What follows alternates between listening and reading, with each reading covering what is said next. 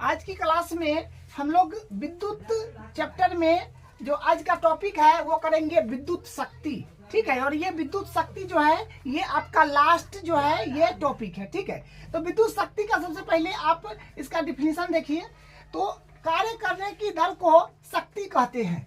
कार्य करने की दर को शक्ति कहते हैं। देखिए, दर पर यहाँ पर फोकस किया गया है। तो दर का मतलब होता है कि जैसे कोई सामान हम खरीदे तो कैसे किलो है, तो 1 किलो का दाम अगर 1 रुपया होगा, अगर 20 रुपया कोई सामान है तो 1 किलो का दाम 20 रुपया बोला तो वही दर होता है। ठीक है, तो वही है यहाँ दर मतलब रेट। तो देखिए तब शक्ति को बोलते हैं पावर। तो पावर बराबर फॉर्मूला है W/T, मतलब शक्ति बराबर होता है W/T। W मतलब कार्य और T मतलब समय, मतलब कार्य बट्टा समय। ठीक है, कार्य बट्टा समय जो होता है ना, ये इसको बोलते हैं जूल। ठीक है, या एकांक समय में खर्च की जाने वाली ऊर्जा को शक्ति कहते हैं। एकांक समय में खर्च की जाने वाली ऊर्जा को शक्ति कहते हैं। एक ये डिफिनीशन भी ध्यान रखिएगा कि एकांक समय में खर्च की जाने वाली ऊर्जा को शक्ति कहते हैं, अर्थात P बराबर E/T। तो मतलब W और E, W माने कार्य और E मतलब ऊर्जा, दोनों बराबर है। जितना काम करिएगा उतना ऊर्जा लगेगा, जितना ऊर्जा खर्च कीजिएगा उतना काम होगा। ठीक है, तो इसलिए W और E बराबर होता है, तो P बराबर E/T। ठीक है, यदि ऊर्जा उष्मा के रूप में हो, अगर ऊर्जा उष्मा के रूप में भी होता है ना, हीट के रूप में, तो P बराबर H/T हो जाएगा। ठीक है, हीट के रूप में होगा तो H/T होगा, और ऊर्जा के रूप में होगा तो एनर्जी जिसको बोलते हैं तो E/T होगा। तो P का शक्ति का 3 फार्मूला यहाँ पर आया, P बराबर W/T और P बराबर E/T। तो E यहाँ ऊर्जा के रूप में होगा और यहाँ पर P बराबर H/T, तो यहाँ पर उष्मा के रूप में होगा, हीट होगा। ठीक है, तो देखिए ऐसा ही मात्रा का अगर देखेंगे तो वाट, या WATT वाट, इसको वाट बोलते हैं हम लोग। ठीक है, तो SI मात्रक वाट, या इसको हम लोग इस तरह के साइन से W से इसको रिप्रेजेंट करते हैं। ठीक है, अब देखिए सामान्य तौर पर KW मतलब किलो वाट मात्रक का उपयोग करते हैं, क्योंकि वाट, देखिए इसको वाट जो है बुक में इस तरह से लिखा है, इसको वाट बोलते हैं एक्चुअल में, लेकिन हम लोग वाट बोल देते हैं।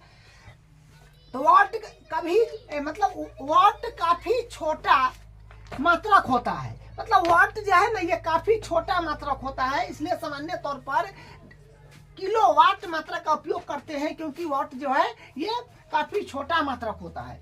अब देखिए यहाँ पर हम लोग 3 गो फॉर्मूला देखिए कि यहाँ पर देखें जो आपका जो है कार्य के हिसाब से बना पावर तो W/T, और यहाँ पर जो है ये ऊर्जा के हिसाब से बना एनर्जी तो E/T पावर का, और यहाँ पर जो है उष्मा के हिसाब से बना तो हीट, जो उष्मा के जिसमें हीट बोलते हैं, तो पावर बराबर H/T। 3 गो फार्मूला है। इसको देखिए कुछ ऑपरेशन करके, मतलब कुछ इधर उधर जितना हम लोग पढ़े हैं उसके अकॉर्डिंग देखिए क्या क्या चीज बन सकता है। तो यहाँ पर लिखा है ऑपरेशन।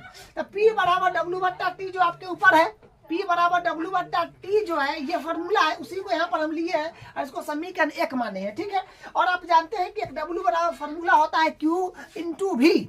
W बराबर एक फॉर्मूला होता है Q/V, जो यहाँ पर लिखे हैं Q बराबर V बराबर W/Q।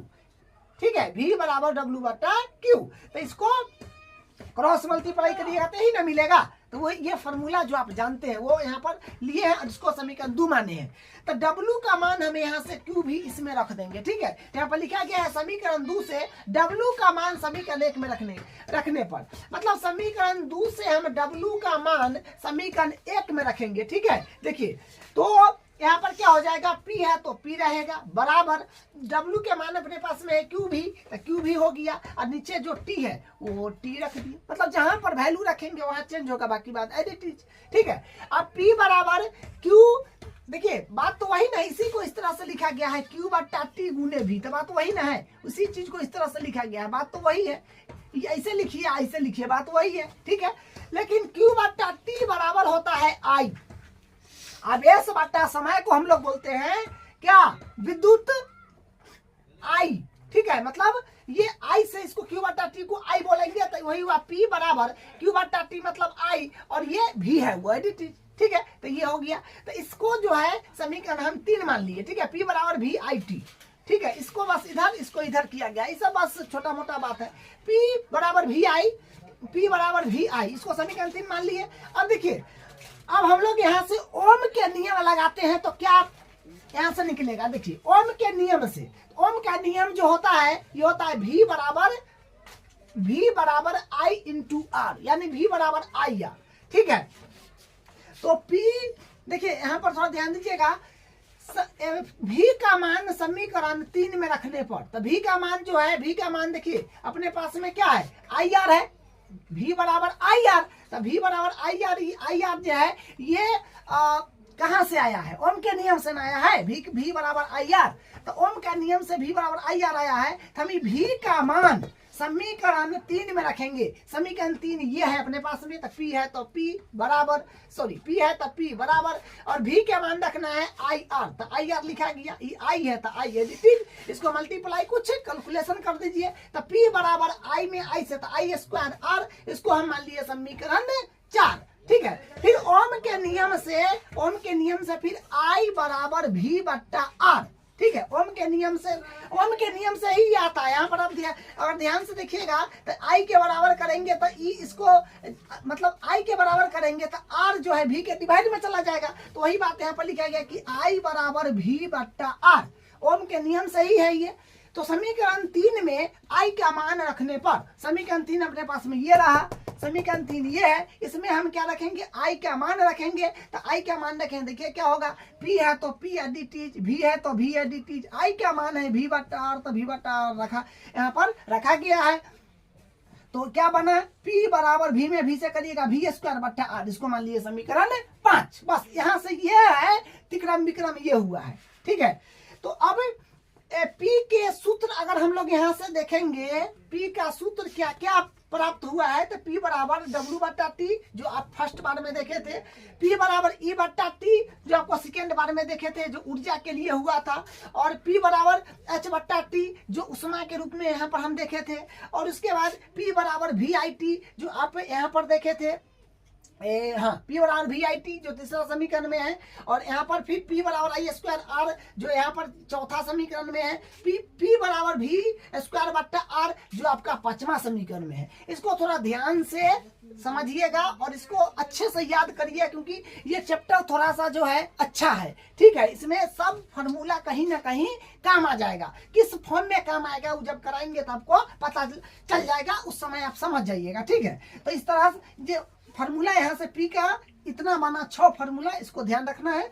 अब देखिए, किन्हीं 2 या अधिक युक्तियों की क्षमताओं में तुलना करने के लिए हम शक्ति का उपयोग करते हैं। मतलब 2 युक्ति के लिए, हम 2 युक्ति के बीच अगर हम तुलना कर रहे हैं तो यहाँ पर शक्ति किन्हीं 2 या अधिक युक्ति, कोई 2 युक्ति है उससे अधिक जितना हो, 5, 7, 10, 50, ठीक है, लेकिन 2 या 2 से अधिक युक्ति की क्षमता की अगर हम तुलना करते हैं तो वहां पर शक्ति की का उपयोग करते हैं। ठीक है, अब देखिए, लेकिन लंबे समय अंतराल के लिए क्षमता व्यक्त करनी हो तो हम ऊर्जा का प्रयोग करते हैं। लंबे समय अंतराल के लिए अगर हम क्षमता व्यक्त करनी हो तो हम ऊर्जा का प्रयोग करते हैं। क्षमता व्यक्त करना होगा लंबे समय के लिए तो हम लोग ऊर्जा का प्रयोग करेंगे। ठीक है, देखिए, चूंकि P बराबर E बट्टा T, पावर बराबर होता है ना E बट्टा T, जो क्या है, ये आपका ऊर्जा के बाद कहा, तो ऊर्जा के लिए ये है P बराबर E बट्टा T, तो वही है P बराबर E बट्टा T।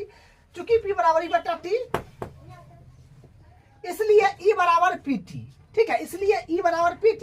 तो मात्रक देखिए, मात्रक अगर देखिएगा तो पावर मतलब होता है शक्ति, शक्ति का सही मात्रक होता है P मतलब होता है शक्ति। ठीक है, शक्ति का सही मात्रक होता है वाट, और T मतलब होता है समय, समय का ऐसा ही मात्रक होता है सेकेंड। तो ये हुआ ऐसा ही मात्रक। ठीक है, अब देखिए यहाँ पर हाँ, या इस तरफ विद्युत ऊर्जा, अब ये इस चीज को थोड़ा सा देख लीजिए, विद्युत ऊर्जा। तो विद्युत ऊर्जा में देखिए, विद्युत पहला पॉइंट है व्यापारिक मात्रक। देखिए, विद्युत ऊर्जा में व्यापारिक मात्रक होता है किलोवाट घंटा।